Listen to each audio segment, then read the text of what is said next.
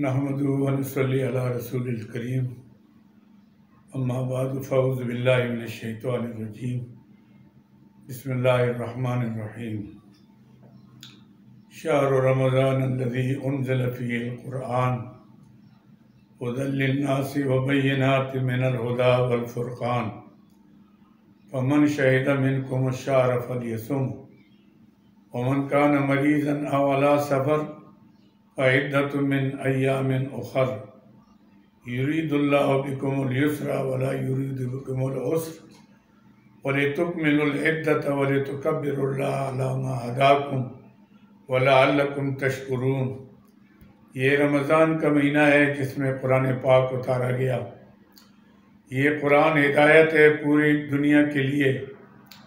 اور ہدایت کے واضح راستے بتانے والی کتاب ہے اور حق اور باطل کے درمیان تمیز کرنے والی، فرق کرنے والی کتاب ہے۔ جب یہ انعام اللہ کی طرف سے مل گیا تو تمہیں اس کے خوشی میں اس مہینے کو پائے تو روزے رکھے، لیکن اس مہینے میں اگر بیمار ہو جائے یا دور دراز کے سفر پر چلا جائے تو اتنے دن قضا کر سکتا ہے، آئندہ قضا رکھنی ہے۔ فعدۃ من ایام اخر، اتنے اور دنوں کی گنتی کرنی ہے۔ یرید اللہ بکم اليسر ولا یرید بکم العسر، اللہ تعالیٰ آسانی چاہتے ہیں، سختی نہیں چاہتے، تاکہ اللہ رخصت دے کر مشکل میں تم روزہ نہ رکھو۔ وَلِتُکْمِلُوا اللَّهَ، اور اس لیے اللہ تعالیٰ فرماتے ہیں کہ آپ اس کے بعد اس کو مکمل کریں تاکہ اس قضا کو وَلِتُكَبِّرُوا اللَّهَ عَلَى مَا هَدَاكُمْ، اور اللہ نے جو ہدایت کی کتاب دی اس پر اللہ کی بڑائی بیان کریں۔ وَلَعَلَّكُمْ تَشْكُرُونَ، اور تاکہ روزے رکھ کر تم اللہ کے اس نعمت کا شکریہ ادا کرو۔ سامعین حضرات، یہ امت بڑی خوش قسمت ہے جن کو اللہ نے رمضان المبارک جیسا بابرکت بسعادت مہینہ اللہ نے عطا فرمایا۔ یہ خصوصیت اس امت محمدیہ صلی اللہ علیہ وسلم کی ہے۔ اللہ رب العزت نے اسی کے مہینے جس کا خصوصی طور پر اللہ نے ذکر فرمایا، اللہ کے مہینے سارے اللہ کے ہیں، چاہے وہ محرم ہے، چاہے وہ سفر ہے، چاہے وہ ربیع الاول ہے، چاہے ربیع الثانی ہے، چاہے جمادی الاول ہے، چاہے جمادی الثانی ہے، چاہے شعبان ہے، چاہے رمضان ہے، چاہے وہ شوال ہے، چاہے ذی القعدہ ہے، چاہے ذی الحجہ ہے۔ اللہ نے ہر مہینے کا نام نہیں لیا، مہینے اللہ کے ہیں، لیکن رمضان کا اللہ نے خصوصی طور پر نام لیا اس کی عظمت کو ظاہر کرنے کے لیے۔ اور اس کی عظمت کی سب سے بڑی وجہ یہ ہے کہ اللہ نے اس مبارک مہینے کے اندر ہمیں قرآن جیسی دولت عطا فرمائی، جس قرآن پر سارے قوموں کی عروج اور زوال کا دار و مدار ہے، دنیا آخرت کی کامیابی کا دار و مدار ہے۔ اللہ نے اتنی بڑی عظیم دولت اپنے آخری پیغمبر کو اللہ نے آخری کتاب دی، سب سے افضل پیغمبر کو اللہ نے سب سے افضل کتاب دی، لہذا اس کتاب کے آنے کے بعد بطور شکرانے کے اللہ نے ہم پر لازم کر لیا کہ ہم رمضان المبارک کے روزے رکھیں۔ رمضان کا ہر مہینہ، ہر دن، ہر ساتھ، ہر گھڑی انتہائی قیمتی ہے، اللہ کی رحمتوں کی بارشیں ہوتی ہیں۔ اللہ رب العزت اس مہینے میں جہنم کے دروازے بند کر لیتے ہیں، جنت کے دروازے کھل جاتے ہیں، جنت کو سجایا جاتا ہے، اور ہر روز اللہ کی طرف سے آوازیں آتی ہیں، الا من مستغفر فاغفر اللہ، ہے کوئی گناہ بخشوانے والا ہم اس کے گناہ بخش دیں، الا من مسترزق فارزقہ، ہے کوئی روزی مانگنے والا ہم اس کو روزی دے دیں، الا من مبتلا فہو عافی، ہے کوئی کسی مصیبت میں مبتلا ہم اس کو خلاصی دے دیں، اللہ قضا حتیٰ یطلع الفجر، غروب آفتاب سے لے کر طلوع فجر تک اللہ رب العزت کی طرف سے آوازیں آتی ہیں۔ کوئی کسی پریشانی میں ہو میرے طرف توجہ کرے۔ ہمیں چاہیے کہ اس مہینے کے جو بقایا دن ہیں اس میں ہم اس کی قدر کریں، جو کوتاہی ہوئی ہے اس پر اللہ سے معافی مانگیں کہ ہم اس مہینے میں اس کا حق نہ ادا کر سکیں۔ اس مہینے کو اللہ کے پیارے حبیب صلی اللہ علیہ وسلم نے 3 حصوں میں تقسیم فرمایا۔ فرمایا وَشَارٌ اول رحمت وَأَوْسَطُ مغفرت وَآخِرُ عِتْقٌ مِنَ النَّارِ، یہ ایسا مہینہ ہے جس کا پہلا عشرہ رحمت کا ہے۔ جو نیک لوگ ہوں گے اس مہینے کے آنے سے ہی اللہ کی رحمتوں کی بارشیں ان پر شروع ہو جاتی ہیں۔ وَأَوْسَطُ مَغْفِرَةٌ، اگر کوئی گناہگار سیاکار ہے، اس کی کوتاہیاں ہوئی، جس مہینے کا اہتمام کرے گا، روزوں کا اہتمام کرے گا، تراویح کا اہتمام کرے گا، سحری افطاری کا اہتمام کرے گا، جب درمیانی عشرہ آئے گا فرمایا وَأَوْسَطُ مَغْفِرَةٌ، اللہ اس کی بھی بخشش فرما دیتے ہیں۔ اور آخری عشرے کے بارے میں فرمایا وَآخِرُ عِتْقٌ مِنَ النَّارِ، جو اتنا گناہگار سیاکار ہے کہ بکی زندگی بھر کبھی اللہ کا نام نہیں لیا، مسجد کا رخ نہیں کیا، قرآن پاک کو ہاتھ نہیں لگایا، کبھی پڑھایا نہیں ہے، لیکن اس مہینے میں اپنے کوتاہیوں پر نادم ہو کر اللہ کی طرف توجہ کر کے مسجد کا رخ کرے گا، تراویح کا اہتمام کرے گا، روزوں کا احترام کرے گا اور ذکر فکر میں لگا رہے گا، وَآخِرُ عِتْقٌ مِنَ النَّارِ، اللہ آخری عشرے میں اس کو بھی جہنم سے چھٹکارا دے دیتے ہیں۔ گوئے کہ یہ وہ مہینہ ہے کہ اللہ کی رحمت سے کوئی محروم نہیں ہو سکتا اگر محروم نہ ہونا چاہے۔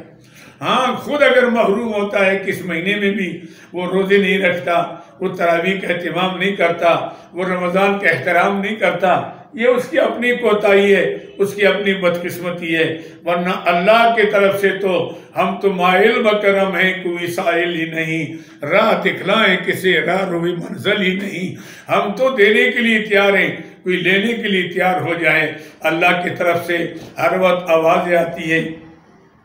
رحمتوں کا نزول ہوتا ہے، اس لیے ہمیں چاہیے کہ اس مہینے کے آخری عشرے میں ہم زیادہ توجہ کے ساتھ اللہ کی عبادت کریں، قرآن پاک کی تلاوت کریں، اس کا ترجمہ پڑھیں، اس کے مفہوم کو سمجھیں،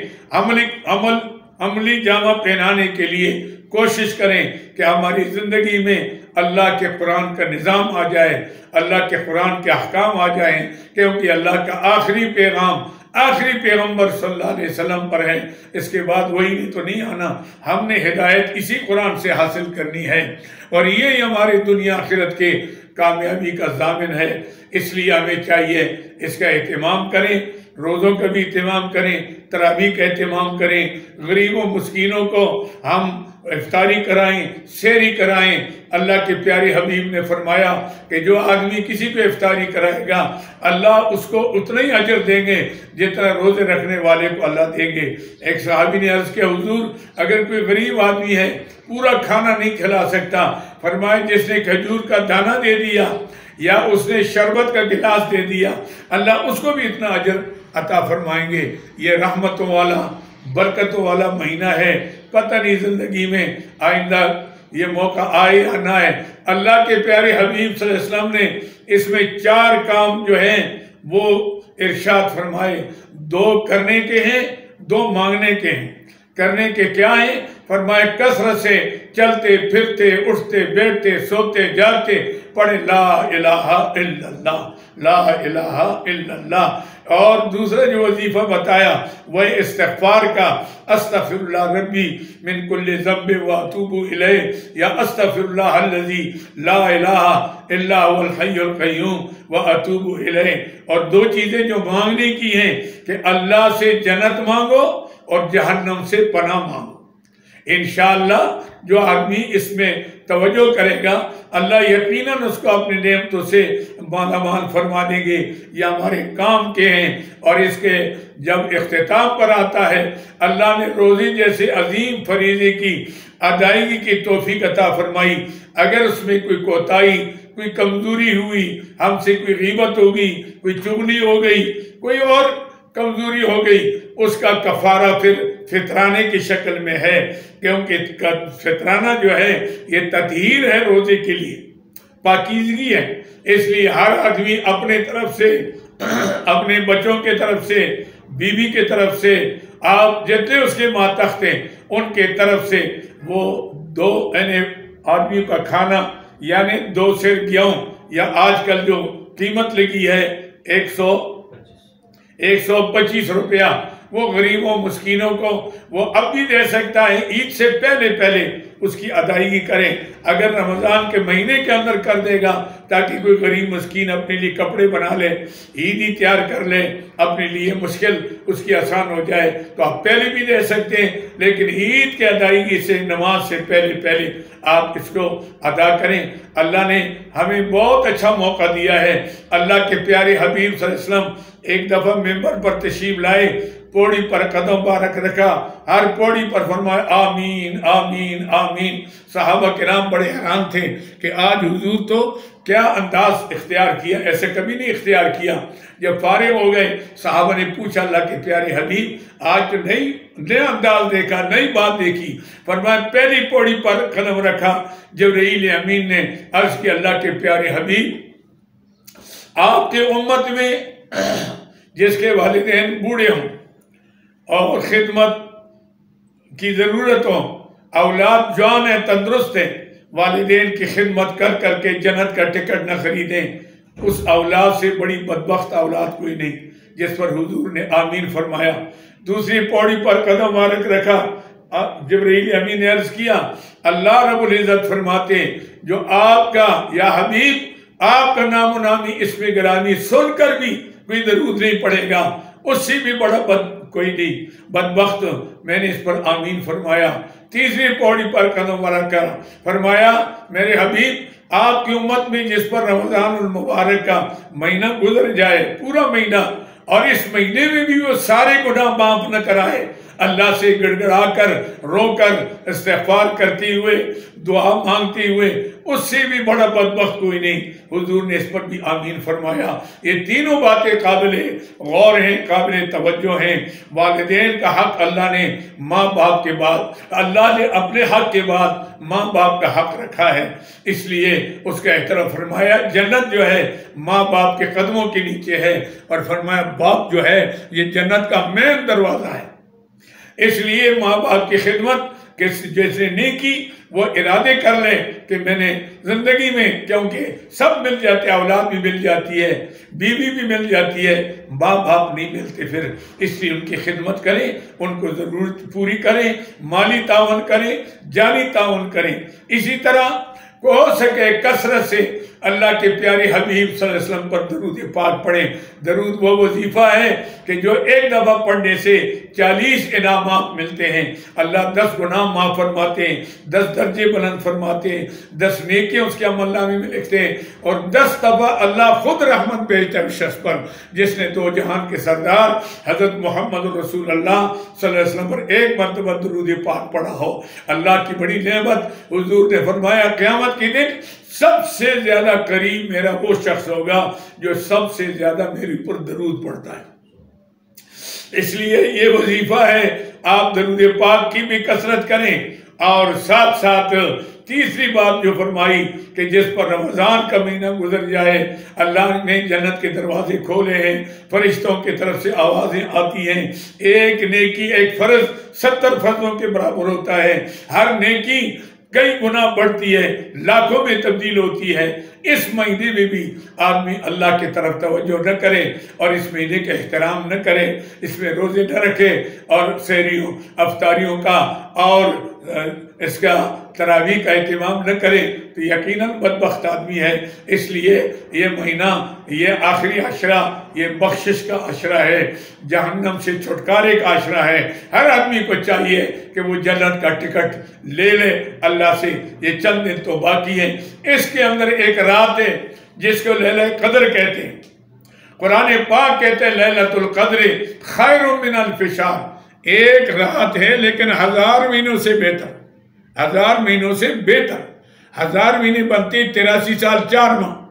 83 سال 4 ماہ سے فرمایا بہتر۔ اب 83 سال 4 ماہ کسی کی عمر بھی نہیں ہوتی، وہ بھی تو بہت کم ہوتی ہے، اس میں غفلت، اس میں بچپنا نکال دو تو آدمی 100 سال بھی عمر ہو 20 سال عبادت نہیں کر سکتا اگر کرنا بھی چاہے، لیکن یہاں ایک رات کی عبادت کو اللہ نے 83 سال 4 ماہ سے خیرن فرمایا، بہتر۔ اب بہتر کتنی اللہ جانتا ہے، اس لیے ہمیں چاہیے کہ ان راتوں کا بھی، وہ تاک راتوں میں ایک رات ہے، عشریہ نہیں، آج کی کل کی رات گزر گئی، تاک رات پرسوں، ایک آج کی رات ہے، پھر ترسوں کی رات ہے، 25ویں ہے، پھر 27ویں ہے، پھر 29ویں ہے۔ ہر رات کو آدمی جاگتا رہے، کچھ وقت عبادت کے لیے ممکن ہے یہ رات ہو، لیکن کم از کم تاک راتوں میں آدمی کوشش کرے کہ زیادہ سے زیادہ عبادت کرتے ہوئے اس کو ساری عمر اتنی عبادت نہیں کر سکتا جتنی ایک رات قرآن کہتا ہے نص قطعی ہے، ہمارا اس پر ایمان ہے۔ قرآن کہتا ہے لیلۃ القدر خیر من فشار، 1000 مہینوں سے بہتر ہے۔ کیوں؟ اس مہینے کے رات کے اندر اللہ نے قرآن اتارا، لوح محفوظ سے عالم لوح آسمانی دنیا پر آیا، وہاں 23 سال تھوڑا تھوڑا اترتا رہا۔ اس قرآن کے ساتھ جس کی بھی نسبت ہو گئی اللہ نے اس کو چمکایا۔ جس رات میں آیا وہ ساری راتوں کی سردار بنی، جس مہینے میں آیا وہ مہینہ سارے مہینوں کا سردار بنا، جس فرشتے کے ذریعے سے آیا وہ سارے فرشتوں کا سردار بنا، اور جس نبی پر آیا صلی اللہ علیہ وسلم وہ سارے کائنات کے سردار بنے، اور جس امت کے لیے آیا وہ امت بھی ساری امتوں کی سردار ہو گئی اگر اس کو اپنائیں کہ کنتم خیر امتن۔ اس لیے ہمیں چاہیے کہ اس موقع سے فائدہ اٹھا کر اللہ کی رحمت سے بالابال ہو۔ وہ اللہ ہمیں عمل کی توفیق عطا فرمائے۔ وآخر دعوانا ان الحمدللہ رب